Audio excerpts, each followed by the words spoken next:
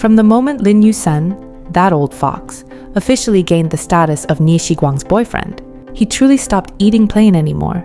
Every trick he had, he used it all on Nie Xiguang. It started with a light touch on her forehead, as fleeting as a dragonfly skimming the water. Then came a deliberately probing kiss on the cheek. And finally, emotions driven by instinct, impossible to suppress. It was as if he had opened the door to an entirely new world. No wonder he once said to Nie Xiguang, "Why are you so lacking in confidence when it comes to me?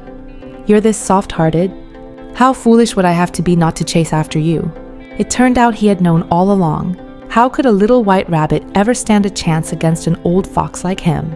Only then did it make sense why, when he took Nie Xiguang to attend Lu Sha's wedding, he had already silently cast himself as her boyfriend. Because from the very beginning, he had already seen the ending. Before having a title, he feared others might misunderstand.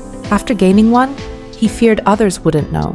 The moment Nie Xiguang said she would no longer avoid him, the joy on his face, he had probably already thought of their child's name. No wonder the proposal and the wedding were later arranged on the same day. It showed just how impatient he truly was. In fact, at the very beginning, Lin Yusen was completely confident about his feelings for Xiguang. What he hadn't expected was that after getting together, he would instead become slightly uneasy.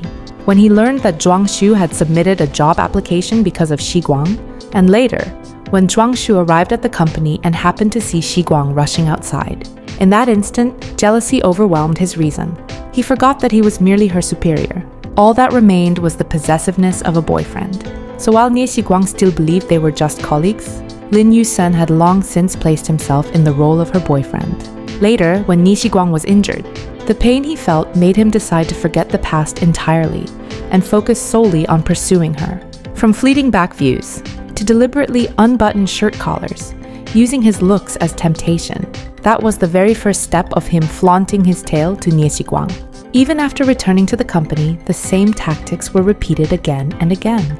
Nie Xiguang, who had never been in a formal relationship before, how could she possibly withstand such top-tier seduction?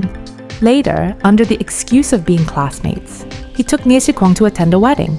He even bought her clothes and asked her to pretend to be his girlfriend, clearly afraid that others wouldn't misunderstand. Why bring her along? To make her doubt just a little? Wouldn't that be even better? Unfortunately, she didn't seem to doubt anything at all.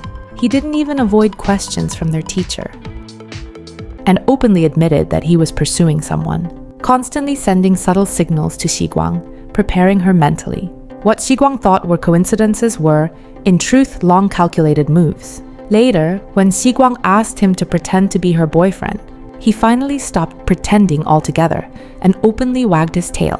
He had even calculated their future living expenses countless times in his head. If Nie Xiguang had tested him just a bit more, he probably would have already planned how many children they'd have. Every time he encountered Zhuang Xu again, those childish actions and that sharp tongue made Lin Yusen realize he had overestimated his opponent. Had he known Zhuang Xu was that kind of person, he wouldn't have been so jealous back at the factory, nor paid him so much attention. Even so, he still had to thank Zhuang Xu for giving him the chance to confess earlier. Otherwise, for someone nearing 30 like him, such impulsiveness would have been rare. When they brushed past each other while leaving, Lin Yusen didn't even spare Zhuang Xu a glance, because at that moment, Zhuang Xu was no longer worthy of being his rival. There was, however, one small turning point.